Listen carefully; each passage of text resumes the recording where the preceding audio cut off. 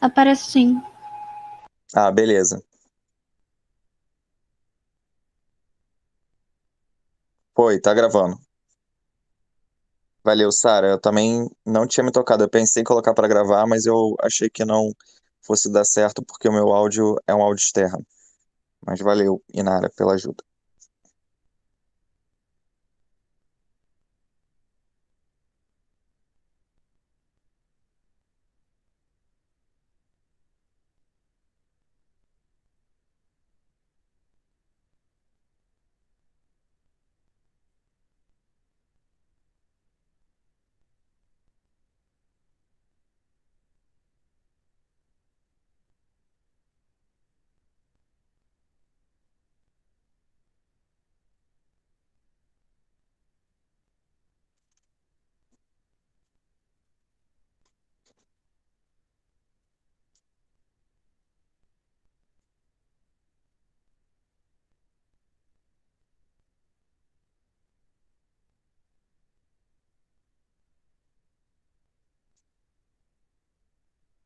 Ô, Rômulo, Pode falar. eu só não entendi muito bem essa primeira, tipo, libera energia que é utilizada pelo organismo. Eu não entendi se ele quis dizer que o processo de digestão libera energia ou se o que está sendo digerido libera energia. Peraí, só um minutinho. Deixa eu ver aqui.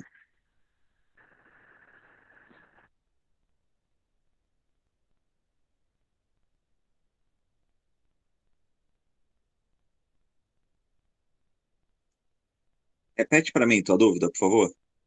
É porque, assim, libera energia que é utilizada pelo organismo. Peraí, que eu não tô escutando. Só um minutinho.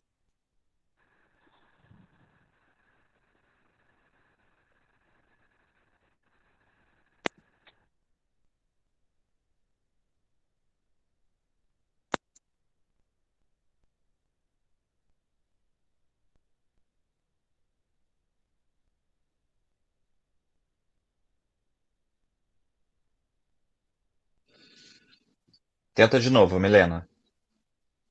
Tá me ouvindo? Agora foi, bem melhor. Ah, tá. É porque eu fiquei pensando assim, libera energia que é utilizada pelo organismo. O processo de digestão, ele libera energia pela coisa que está sendo digerida, né? Tipo, no estômago, no intestino, essas coisas. Mas o processo em si deve ser dispendioso em relação à energia, né?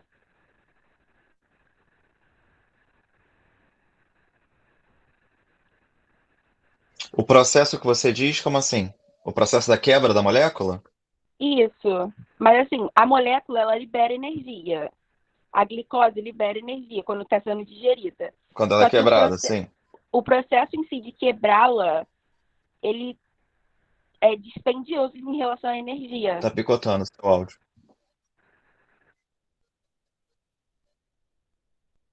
Tá picotando, eu não entendi. Você tá me escutando direito?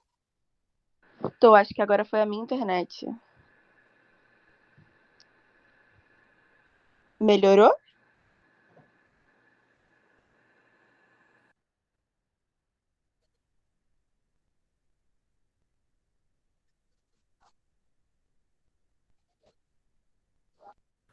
O áudio da Milena tá normal pra mim aqui. É, pra mim também. É, tá picotando pra todo mundo, pera aí. Não, da Milena tá normal. O seu também. Ah, tá? Tá, então eu tirei daqui, vamos tentar de novo. Vai lá, Milena. Desculpa, mas é porque eu não sei se era daqui ou não, da minha internet ou do aparelho, enfim. Não, tranquilo, achei que fosse a minha internet também. É porque eu fiquei pensando, tipo, o processo de digerir, de quebrar a glicose, de quebrar a molécula, deve gastar energia. Mas a molécula libera energia para o corpo. Isso que eu fiquei em dúvida. Sim, ela libera energia, a quebra dela libera energia. Mas o fato do corpo, do organismo estar quebrando ela, não é dispendioso? É, toda quebra, ela requer uma energia. O que vai valer é o saldo, se o saldo é positivo ou se o saldo não é positivo, entende? Ah, tá. Então a primeira é verdadeira, né?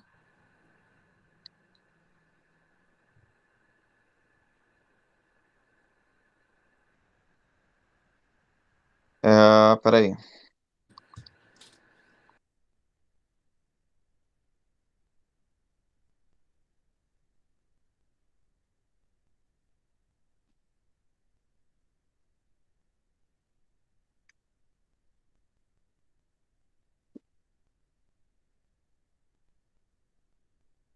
A primeira é verdadeira. Inclusive, o gabarito dessa tá errado, porque de acordo com o gabarito, tá dizendo que é só a opção é, é a opção letra A, só o número 2 correto. Na verdade, não é.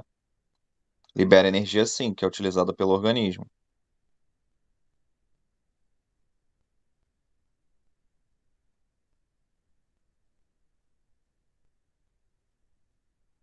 Vamos para 2. Para a segunda afirmativa, vocês já leram, fizeram? Sim, acho que tá certa também. Sim, toda digestão, quebra, ela vai, obviamente, diminuir o tamanho da partícula, né? Então tá certo. Terceira afirmativa.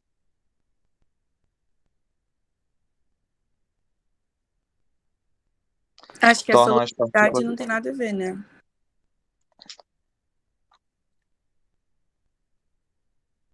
Então, olha só, vamos lá. O amido, ele é insolúvel, né? A glicose é solúvel. Então, a quebra, ela pode gerar solubilidade? Pode, mas não necessariamente em toda digestão extracelular ou intracelular isso vai ocorrer. Então, essa não está certa, beleza? Por isso que aí a opção verdadeira é a letra B e não a letra A, conforme está no gabarito, ok? Rômulo, nessa terceira Diga. opção, eu tava pensando meio. Eu nem tinha pensado no amido, eu já pensado, sei lá, num lipídio comum. Tipo, quando Uhum. ela quer, quando o processo quebra, ele não tornaria mais solúvel, né? Mas sim, tipo, quebraria Sim. pra.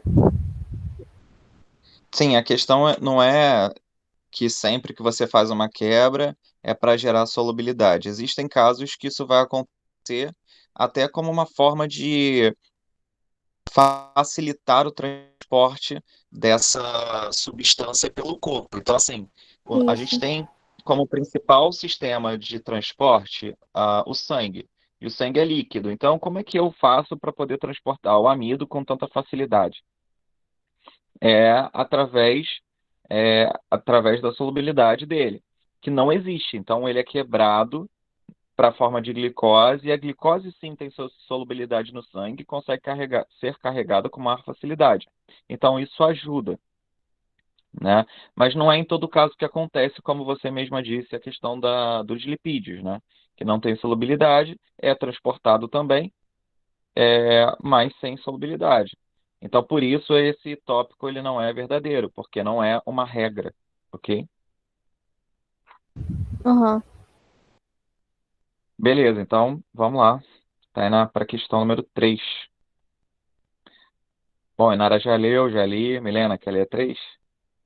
Aproveitar que sua internet tá boa, que não tá travando. Pode ser. Vamos lá.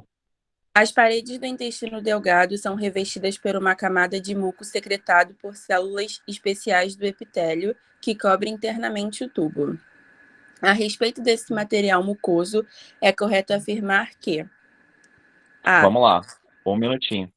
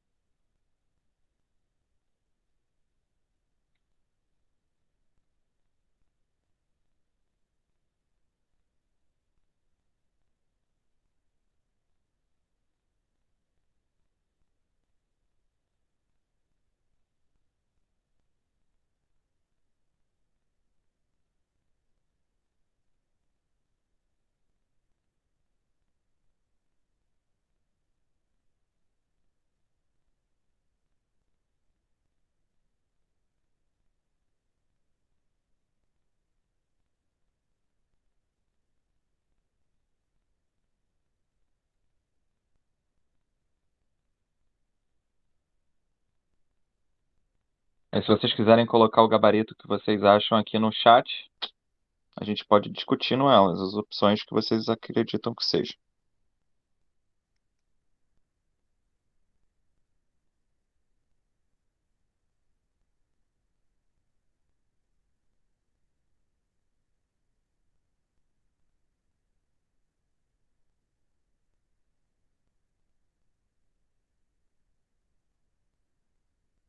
Bom, vamos lá.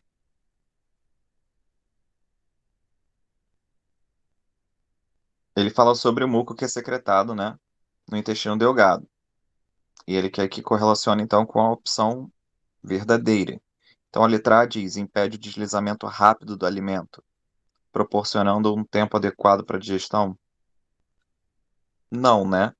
Pelo contrário, se você tem um muco ali, você facilita o deslizamento, não impede ele, beleza? Tanto é que quanto mais fibras a gente consome, né, maior a retenção de líquido ali, maior a facilidade do deslizamento do alimento para que você consiga evacuar de maneira eficiente, ok? Principalmente para as pessoas que têm o processo peristáltico lento, né? A gente chama lá de intestino preguiçoso. Então a letra A não é. A letra B, dificulta o ataque das enzimas dos sucos digestivos às células do epitélio intestinal. É essa daí, beleza? Então, gabarito é a letra B. Todo mundo que colocou ali acertou, beleza? Então, essas enzimas, elas não têm ataque direto às células do epitélio, e assim você consegue manter a integridade dessa mucosa, né? Lembrando que é uma mucosa. Letra C, aumenta a capacidade de digestão, reduzindo o alimento a partículas muito pequenas. Não, porque isso não é devido à quantidade de enzimas e não ao muco que está ali presente, beleza? A mesma coisa que você falar que o suco gástrico ele tem maior poder de digestão graças ao muco, não tem nada a ver, beleza? Que na verdade tem a mesma função, né, de proteção contra contra a própria parede do estômago. Essa questão ela costuma cair falando sobre estômago, ela não costuma cair falando sobre intestino. É uma questão interessante, né? Porque é bem comum, mas falando sobre um outro tecido. Letra D, facilita a ação digestiva da bile, aumentando o aproveitamento de gorduras. Não, né, galera? Porque a bile é um detergente. Beleza? E se ela é um detergente, ela na verdade vai só servir como emulsificador de gorduras, né? Então, ele ajuda a pegar a gordura em cadeias grandes e transformar elas em cadeias menores, só isso, sem alterar a constituição química delas. Quem vai fazer isso é a lipase pancreática depois, né? E a letra E aumenta a superfície de contato com as microvelocidades das células do epitélio. Não, quem aumenta a superfície de contato é a microvelocidade, não o muco presente nela. Então, mandaram benzão. Gabarito é a letra B. Como ninguém colocou nenhuma outra opção, acho que a gente pode ir para 4. Rômulo, Pode falar. só uma coisinha. Esse muco, ele é constituído por quê? Assim, de substância? Água Porque, e proteínas. por exemplo, na minha cabeça, ele protege contra a acidez, né? E, tipo, esse muco também não poderia aumentar, diminuir o pH também, sendo ácido e também atingindo a parede? Repete para mim, por favor. É que assim, esse muco serve para proteger a parede da acidez, certo? E se esse muco ele é constituído por água, essa acidez não poderia diminuir o pH do muco, podendo assim mesmo afetar ainda a parede? Tá, vamos por parte, olha só. No intestino delgado, quem faz a proteção, né, contra a acidez é o bicarbonato, né, que é liberado pelo próprio epitélio. Então, o bicarbonato é que vai ter essa função de basificante, né? Ou seja, de neutralização do pH, tendendo a ele para o básico e não para o ácido. Não é o muco. O muco ele vai ajudar a dispersar esse bicarbonato para facilitar, né, a homogeneização do tecido como um todo no pH 8 a 9. É isso que acontece. Beleza? Ah, sim, entendi. Entendi. Show. E aí eu fui em parte porque, como você falou sobre duas coisas, eu acho que essa primeira parte ela já mata a segunda, não é isso? Aham. Beleza. Alguém tem mais alguma dúvida? Se não, bora para 4. É que na real eu tinha confundido. Eu achava que esse moco era do intestino? É, intestino. Mas não, né? Não, intestino não, desculpa. Ai, meu Deus, esqueci o nome. Do estômago. Não é do estômago, Aham, são dois mucos diferentes. aham. Tá certinho. Tainá, você tá por aí? Podemos ir para 4? Beleza. E aí, vamos revezar? Quem lê agora? Ju, quer ler a 4 pra gente? Pode ser. Vamos lá. Com o objetivo de verificar a ação da pitialina, um grupo de alunos colocou em um tubo de ensaio 1 ml de ácido clorídrico diluído, 1 ml de solução de amido, 1 ml de saliva e uma gota de iodo. O material ficou todo arroxeado. Após manter o tubo assim preparado em banho-maria a 37 graus durante 1 hora, os alunos verificaram que o líquido ainda permanecia azul, indicando a presença de amido. Para explicar este fato, foram propostas as seguintes hipóteses. Aí lê as hipóteses. Pode? O substrato utilizado não estava na forma adequada. A ptialina não Só ficou funciona baixinho aqui pra mim. Não sei se pro restante do pessoal ficou também. abaixo. Tá bem baixinho. Eita. Melhorou? Mesma coisa. Ainda tá baixinho. Mas teve uma hora que você falou e que aumentou do nada, sei lá. Não sei se era só pra mim. Foi. Melhorou?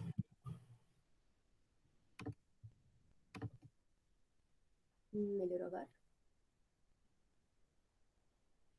Ah, dá pra escutar, Ju. Pra mim abaixou de novo, mas dá pra Beleza. escutar. Pode fazer.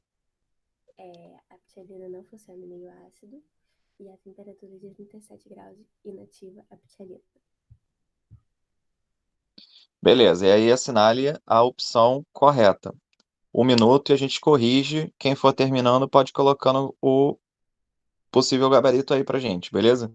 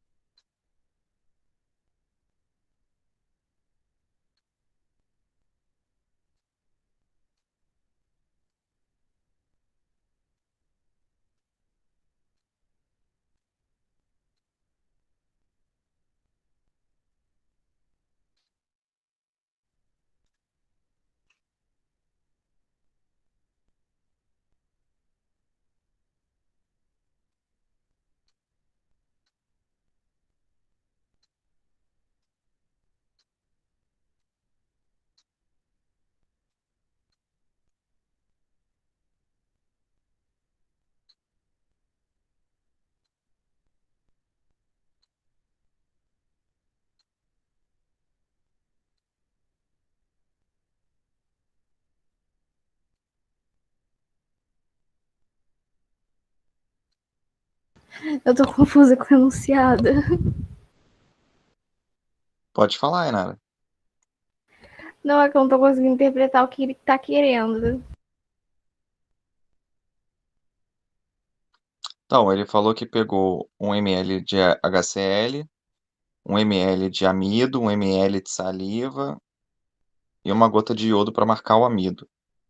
E aí ele deixou isso em banho-maria durante 1 hora, a 37 graus Celsius. Ele quer saber se... depois ele fala que o líquido permanecia azul, né? Ou seja, teve presença de amido depois no final do experimento. Então, o amido não foi digerido. E aí, de acordo com isso, né? O amido não foi digerido, mas tinha saliva, tinha HCl. Por que que provavelmente não houve a digestão desse amido? Ah, tá. Entendi.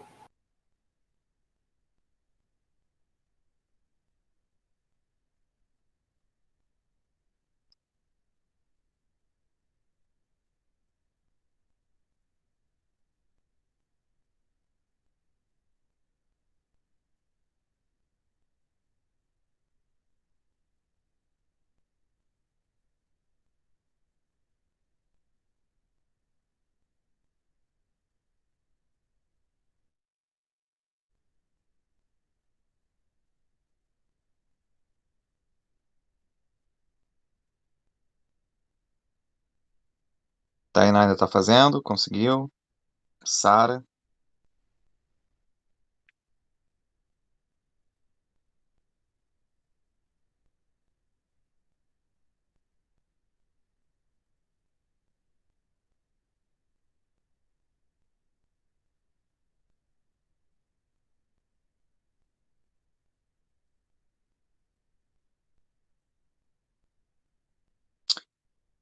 Podemos então corrigir, pessoal? Olha só, vamos lá.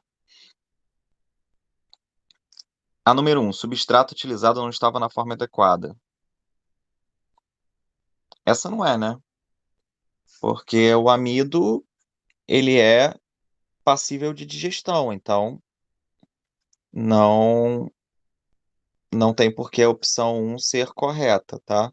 O substrato, ele tá na forma adequada, sim. Tá na forma de amido, que é uma substância de digestão natural do corpo. Então, as que tiverem opção 1 estão erradas, tanto a letra A quanto a letra D. E aí, vem a 2, né, que vocês não consideraram. A ptialina não funciona em meio ácido. O que acontece? A ptialina é amilase salivar, que está no pH 7. O que acontece quando a gente engole a saliva e essa saliva vai parar no estômago?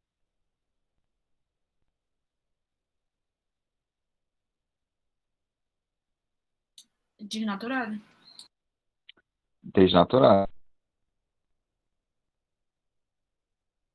Então, se eu tenho HCl junto com a saliva, que tem a ptialina, o que acontece com essa amilase salivar presente na saliva? Ela é desnaturada, concorda? Então, a número 2, ela tem que ser considerada, que é a letra B. Ah, não, essas vocês consideraram, tá certo? É isso aí.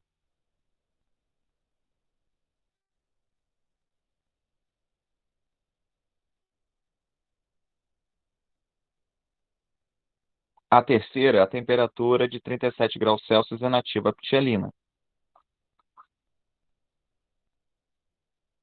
Na verdade, a temperatura de 37 graus Celsius ela não é o suficiente para inativar a enzima, tá? O nosso corpo ele funciona aí normalmente até 37, 37,5 ainda não é o suficiente para desnaturação. Seria um quadro febril, mas não ainda um quadro de desnaturação proteica, a não ser que seja por muito tempo. No caso ali, 1 hora, não necessariamente vai fazer inativação dessa saliva para que você tenha a sua desnaturação. Então, nesse caso, a gente também tem o gabarito como letra B. Beleza? Se eu não me engano, houve também um erro, depois eu vou conferir no gabarito, mas de acordo com o que está lá, parece que é letra E e não é letra B, tá? Eu vou fazer a conferência porque que houve esses erros ali e conferir todo o restante também e comunico a vocês. Vamos então para a questão de número 5.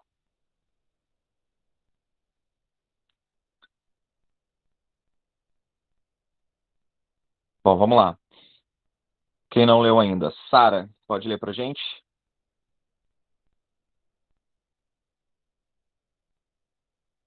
Se não tiver áudio também, tudo bem, eu leio sem problema. Acho que ela tava sem áudio. Tava, beleza. Então eu faço a leitura. Um pesquisador percebe que o rótulo de um dos vidros em que guarda um concentrado de enzimas digestivas está ilegível. Ele não sabe qual enzima o vidro contém, mas desconfia de que seja uma protease gástrica, que age no estômago digerindo proteínas. Sabendo que a digestão no estômago é ácida e no intestino é básica, ele monta 5 tubos de ensaio com alimentos diferentes. Adiciona o concentrado de enzimas em soluções com pH determinado e aguarda para ver se a enzima age em algum deles. O tubo de ensaio em que a enzima deve agir para indicar que a hipótese do pesquisador está correta é aquele que contém. 1 minuto para vocês.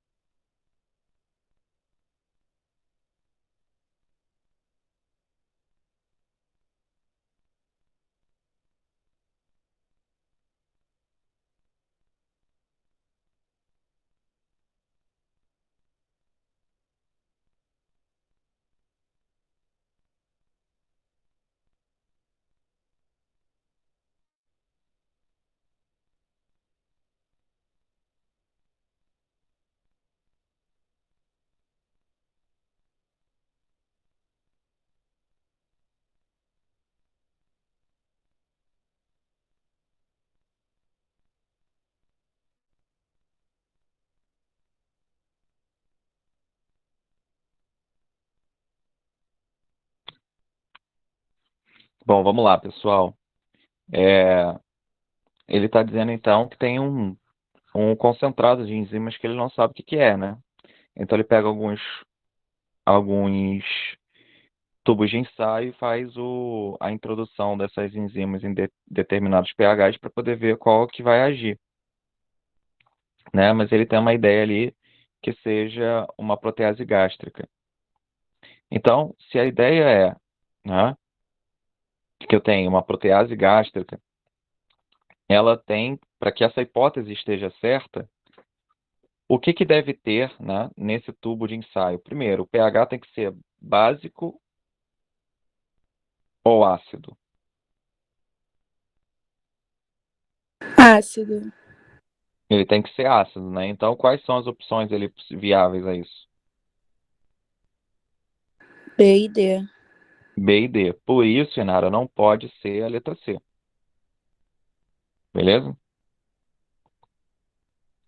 Você pode só explicar de novo o porquê do pH ácido?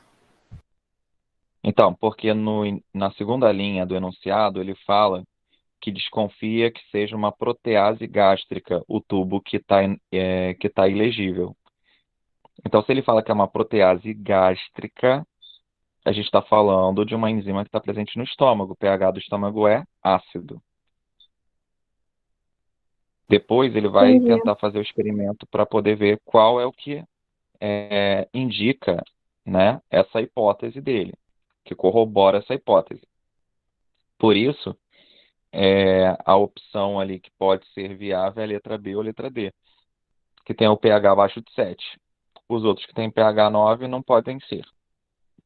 Por mais que a clara de ovo ela fizesse a sugestão de proteína, né? E é por isso, galera, só poderia ser letra B e D. Só que no caso a letra D, qual é o problema dela? É carboidrato. Não é proteína. Exato, é macarrão, né? Que é carboidrato, é um polissacarídeo. Por isso que não pode ser, porque ele está falando de uma protease gástrica, então tem que ser alguma coisa composta por proteínas, logo é o pedaço de carne mesmo, gabarito é letra B, tá? E aí eu tô conferindo ao mesmo tempo aqui o gabarito que foi liberado para vocês. Ele está em ordens diferentes. Na verdade, o gabarito dessa seria da letra 6 do gabarito. Depois eu vou ver o que houve e vou fazer a correção e fazer o reenvio desse material para vocês, o reenvio do gabarito, tá? Então não confie nele, ok? É, Tendo dito isso, se não ficou alguma dúvida, vamos para a questão de número 6. Alguém quer me ajudar lendo essa daí? Pô, é uma frase, né? Explique como ocorre o processo de digestão e indique 2 hormônios presentes para que tudo possa ocorrer normalmente. Vamos lá, questão da UERJ. Tainá, para você essa, fala aí.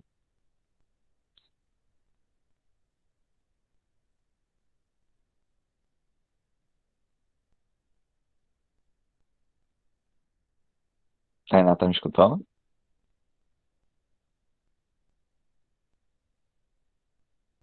Oi, Romulo, foi mal. Minha mãe tá falando comigo. Não, beleza.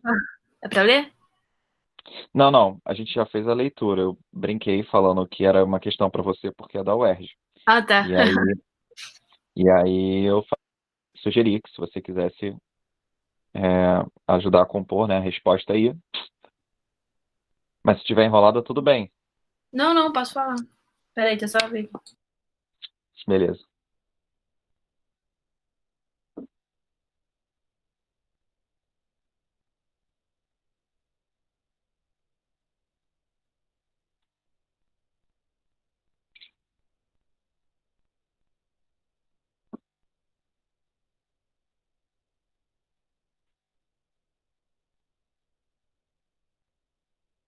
Pode falar?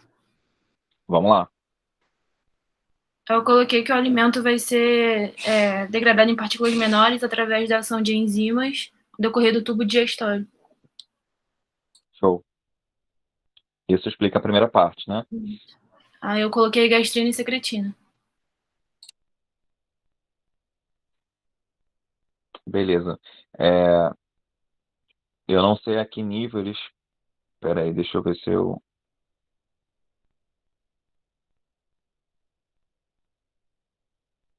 Ô, Rômulo, Diga.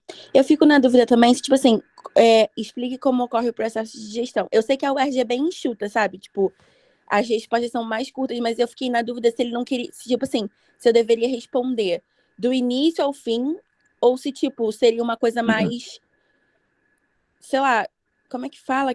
Resumida, sabe? Sim, é para ser sucinto mesmo, tá? É pegar e falar, ele explique como ocorre o processo de digestão. Então, ele quer saber o que que é a digestão. Então, o que é digestão para você? Digestão é você, através de enzimas, quebrar moléculas, gerando outras que permitam, né, a geração de energia. Isso é digestão. Então, eu estou quebrando moléculas, estou fazendo uma transformação molecular em partículas menores para a promoção de energia, ou seja, para a produção de energia. Isso é digestão. Então, basta você explicar isso. Não precisa falar da digestão que começa na boca e termina lá no intestino, não. Beleza? Porque senão ele falaria isso para você. Ele perguntaria no enunciado: destaque quais são as principais características do processo de digestão ao longo do tubo digestório. Aí é uma pergunta completamente diferente. Até porque, se ele fosse pedir isso para você, né, para que você falasse o passo a passo, jamais você conseguiria fazer isso em 5 linhas, que é o que eles colocam ali basicamente para vocês responderem. Então, não era isso que ele queria. Ele queria que você explicasse de fato o que que é digestão, né, da melhor forma possível. Então, você tem que falar sobre essa questão da quebra das moléculas em outras substâncias, né, para a produção de energia. E faltava a segunda parte do comando. Indique 2 hormônios presentes que são necessários para que isso ocorra naturalmente. E aí, indique o comando não é nem para você explicar o que ele faz, né? É para você dizer só. Né? Então, a Tainá colocou ali, se eu não me engano, gastrina e secretina, né? Então, vamos aproveitar a questão para poder estudar, né? Quais são as funções desses hormônios que a Tainá levantou para gente?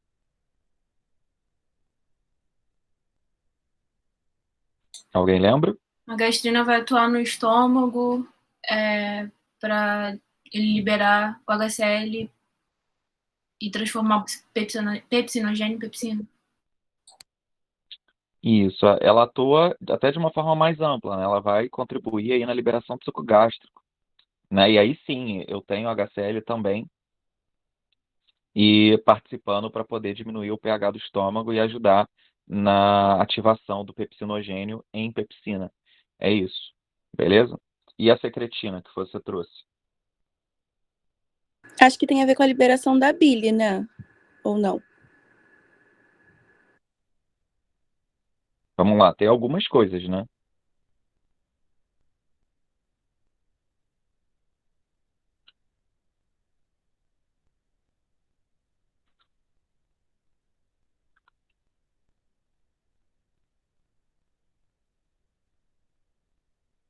Existem algumas possibilidades aí para a secretina, vocês lembram? Estimula a secreção do suco pancreático. Então, ela também vai ajudar isso aí, ela também vai ajudar o estômago, tá? Porque ela faz o estímulo do estômago à produção de HCl e ela também faz o estímulo ao estômago da produção do pepsinogênio. Então, ela atua contribuindo, junto com a gastrina, para a produção da matéria-prima do suco gástrico. A secretina ela também atua no pâncreas, né? Estimulando o pâncreas a produzir e liberar suco pancreático, tá? E a secretina também atua no fígado, fazendo com que o fígado libere, né, a, a bile. Libere não, perdão, produza a bile. Quem vai ajudar na liberação é a secretina em comunhão com a CCK. Então são essas as funções da secretina, ok? Diga. Não tem também o negócio da secretina que ela vai estimular a divisão celular no pâncreas? Então, quem faz isso é a CCK, não é a secretina, beleza? Tá, confundi. Não, é real, a confusão entre as duas é normal.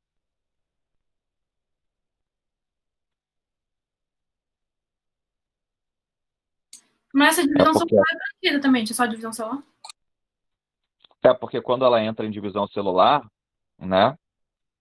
Quando a CCK faz isso lá no pâncreas, estimula o pâncreas a entrar em divisão celular, ele está fazendo isso porque, na verdade, ele quer jogar a função dele verdadeira, principal, é jogar bile no intestino para fazer emulsificação de gordura.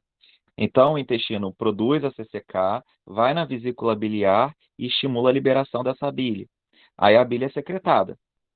Só que a bile quer ser secretada e ter tempo para agir, né, no quimo, no alimento que está ali, antes da ação, né, do suco pancreático. Então, ao mesmo tempo que ele está liberando a bile, ele está lá retardando o pâncreas de liberar, porque ele retarda através do processo da divisão celular.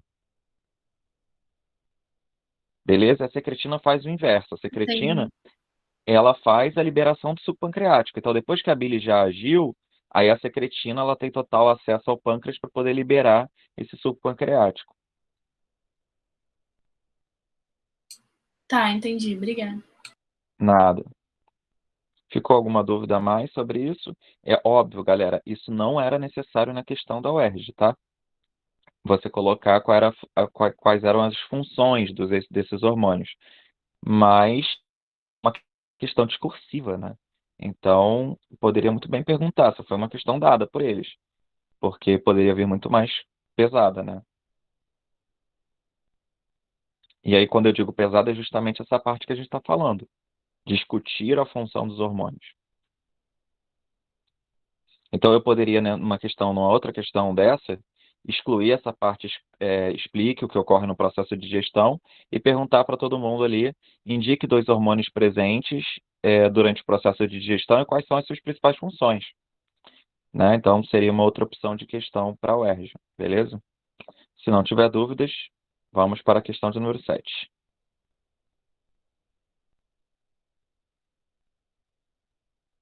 Inara, quer fazer a honra da 7? Posso ler. Vamos lá. A vesícula biliar é um órgão muscular onde a bile é armazenada. Os cálculos biliares, que algumas vezes se formam nesse órgão, devem ser removidos cirurgicamente, dependendo da avaliação da gravidade das complicações decorrentes da presença desses cálculos no indivíduo. Entretanto, apesar de alguns prejuízos causados pela remoção da vesícula biliar, o indivíduo pode ter uma vida relativamente normal. A remoção cirúrgica desse órgão retardará a síntese de glicogênio, produção da bile, secreção de suco gástrico, produção de enzimas digestivas ou digestão das gorduras. E aí, 30 segundos para vocês, galera. Aguardando no chat.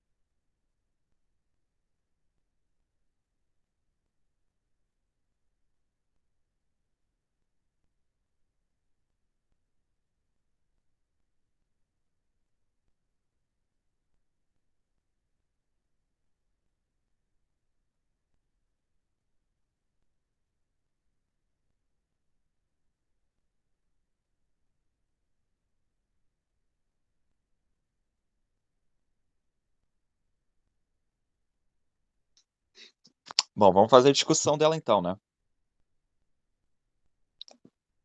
Foi Milena, foi Ju, Sara tá aí? Não, Sara saiu, né? Vamos lá para a discussão então. Eu estava esperando todas vocês terminarem. Síntese de glicogênio, né? A gente chama isso, tem um nome para isso, né? É glicogenogênese. Onde acontece isso?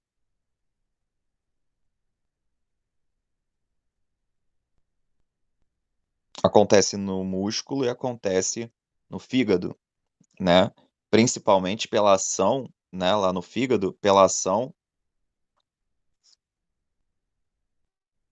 de quem?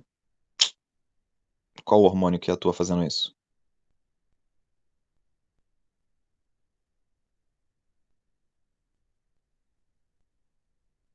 O hormônio muito conhecido chamado de insulina. né? Então tem a ver mais com essa parte hepática e não com a questão da vesícula biliar, por isso não é letra A. Letra B, produção de bile. Quem faz a produção da bile é o próprio fígado, né? Que depois estoca na vesícula biliar para poder ser liberado com a ajuda da CCK. Então tá tudo conectado aí com a questão anterior, né?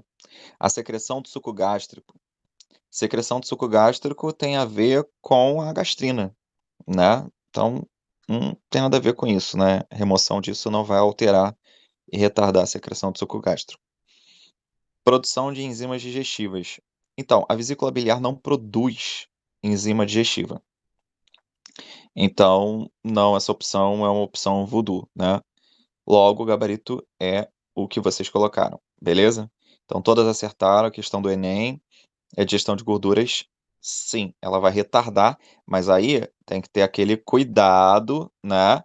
Porque a gente sabe que ela não tá, a vesícula biliar, ela não faz digestão de nada, ela não produz nem libera nada que faça digestão. Ela libera o detergente, o emulsificador, que é a bile, e aí, como eu não vou ter o aumento da superfície de contato pela ação da bile, que é liberada pela vesícula, então a gente vai ter uma ação da amilase, perdão, amilase não, da lipase pancreática menos eficiente, beleza? E aí eu poderia perguntar qual é uma consequência clínica de uma pessoa que tenha removido a vesícula biliar e quando ela mantém uma dieta com base em gorduras. Qual seria um sintoma clínico para uma pessoa dessa? Acúmulo de gordura nos vasos. Acúmulo de gorduras nos vasos. É uma questão até crônica, né? Uma questão mais assim, mais perigosa.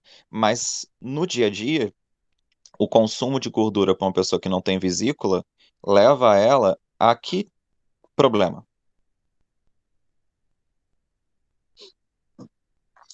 Tudo aquilo que a gente não digere, a gente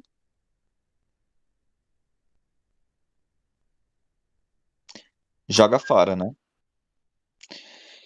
Então, pessoas que não têm a vesícula biliar e, e têm um hábito de comer coisas gordurosas, acabam tendo problemas constantes com diarreia, beleza? Isso tem um problema de desidratação, isso tem um problema de intoxicação alimentar. Então, são algumas consequências da retirada da vesícula, tá? Se não tem dúvidas, vamos para a questão número 8.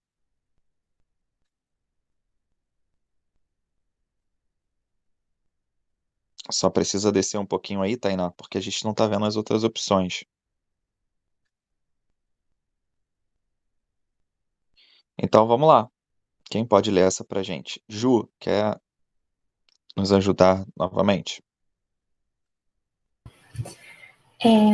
Lipases são enzimas relacionadas à digestão dos lipídios, nutrientes que em excesso levam ao aumento da massa corporal.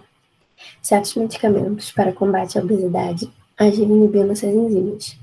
Assim, como não há digestão de parte da gordura ingerida, há menor absorção desses nutrientes, contribuindo para o controle do peso.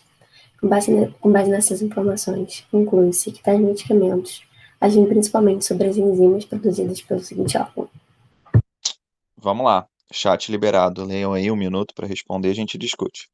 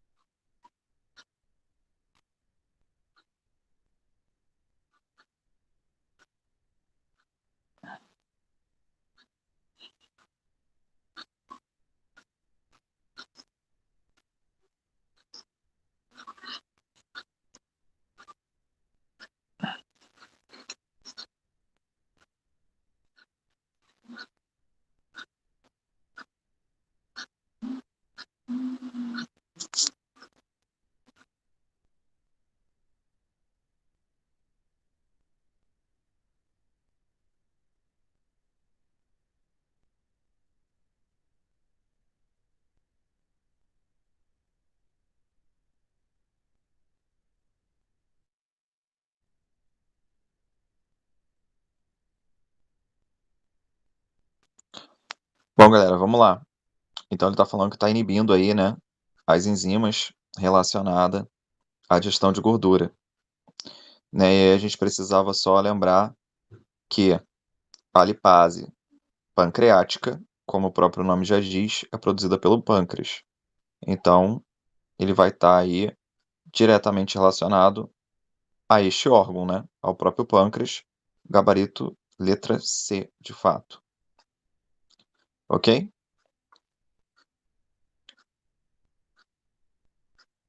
Então, vamos para a questão número 9. Assinale o gráfico que melhor representa a digestão de proteínas ocorrendo ao longo do tubo digestivo humano. Considere as seguintes legendas. B, boca, E, estômago, I, intestino, T, tempo e A, concentração de aminoácidos. Então, um minuto aí para vocês fazerem e a gente corrige. Pode colocar o gabarito aí no chat.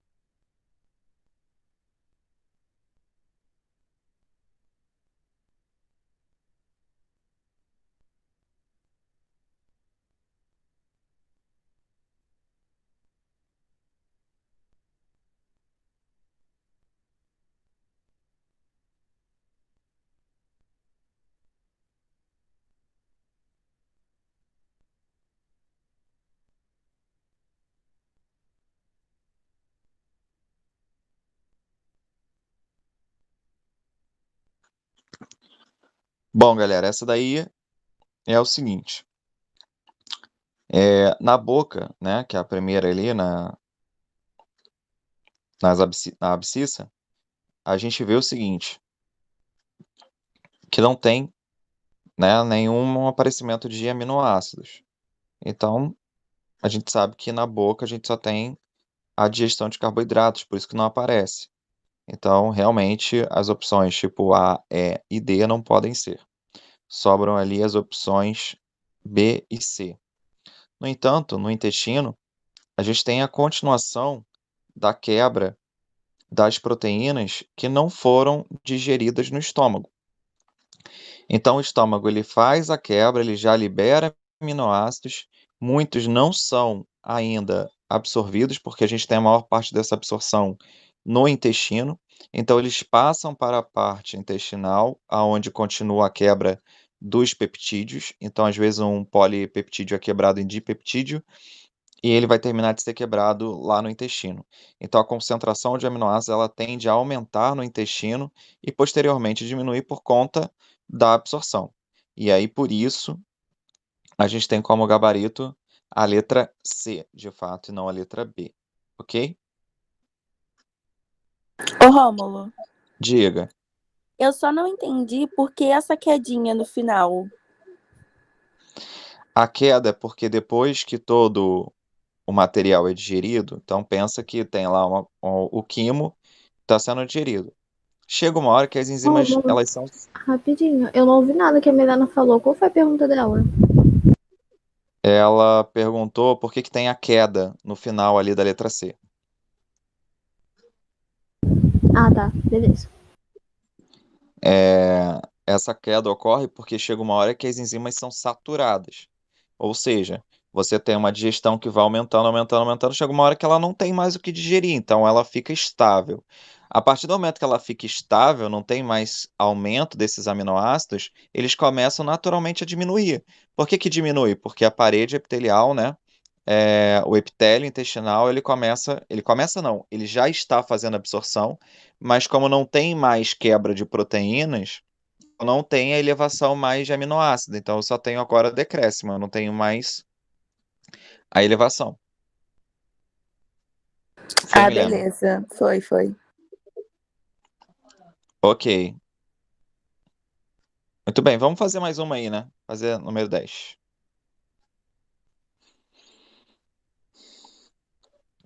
Pode descer aí pra gente, Tainá?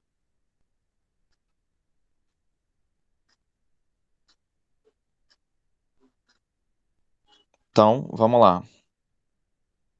Tainá, quer ler essa última pra gente?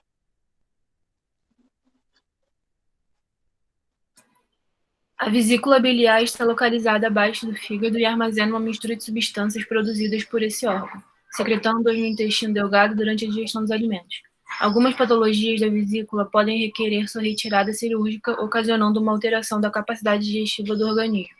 Devido a essa alteração, indivíduos submetidos à remoção da vesícula biliar devem restringir a ingestão do seguinte grupo de nutrientes: lipídios, proteínas, vitaminas ou carboidratos. Nem vou dar um minuto pra vocês nessa. E aí, qual é o gabarito?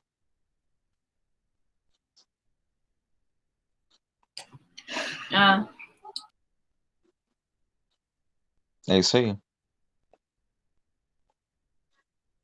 Eu acho que dá pra fazer a de baixo também. Vamos lá, fazer mais uma, a 11. Animais herbívoros apresentam regiões especializadas no tubo digestivo que contêm certas bactérias cuja principal função é.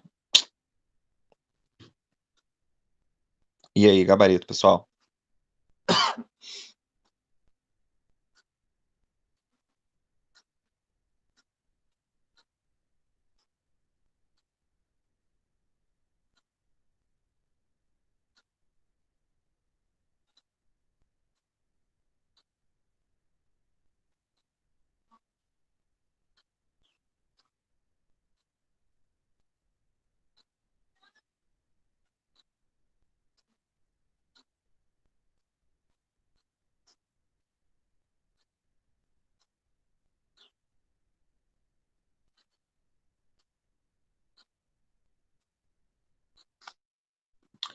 Beleza, então vamos lá.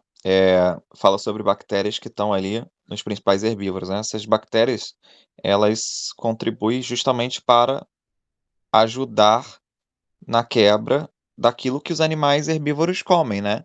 Que são as plantas. Então tem alguma coisa nelas que é mais difícil de ser quebrada, que no caso é a celulose, né? Então é exatamente isso que vocês colocaram. Gabarito é letra B, metabolizar a celulose contida na alimentação do animal. Beleza? Então é por isso que essas bactérias estão presentes ali. Show? Alguma dúvida na 11? Ô, Rômulo, Diga. eu queria fazer uma pergunta, não tem a ver, até me fez lembrar, mas não tem muito a ver, não. Uma vez eu ouvi que a questão do apêndice para os humanos teria a ver também com questão de celulose, só que a gente viu que tinha a ver mais com a questão das bactérias para repor a flora intestinal, né? Então, tipo, É. esse negócio da celulose é mentira? Então, o apêndice, né? Ele está na porção final, ele está no início do intestino grosso. Ele não está nem no intestino delgado. O intestino grosso, ele nunca serviu para digestão de nada. Pelo menos até agora, nunca foi publicado nada nesse sentido. Então, a gente tem mais ali a função de eliminação de bactérias patogênicas, né, no combate delas. A gente tem a questão de produção de vitamina, a gente tem a questão da retenção de água, que se dá muito nessa região, de digestão, muito pouco. Então, para o apêndice ter relação com a digestão de celulose, a maior parte dos animais que conseguem fazer isso possuem essas bactérias no estômago. Então, não tem muito a ver com a questão da digestão da celulose.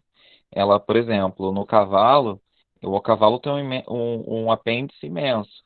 Ele não está relacionado diretamente com a digestão da celulose. Então, está mais relacionado com a questão do combate de bactérias patogênicas, com a questão da reposição da flora intestinal.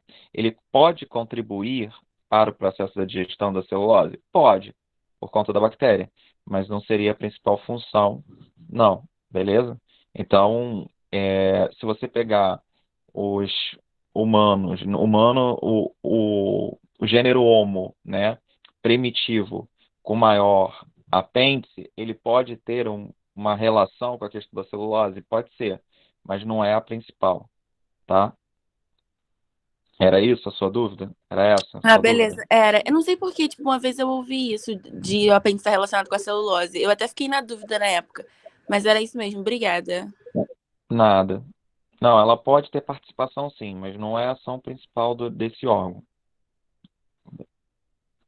ok? Bom, pessoal, a gente fica por aqui então. Semana que vem a gente se encontra e dá sequência ao nosso planejamento, ok? Beijo para vocês, obrigado aí pela participação de todos, ok? Valeu, pessoal.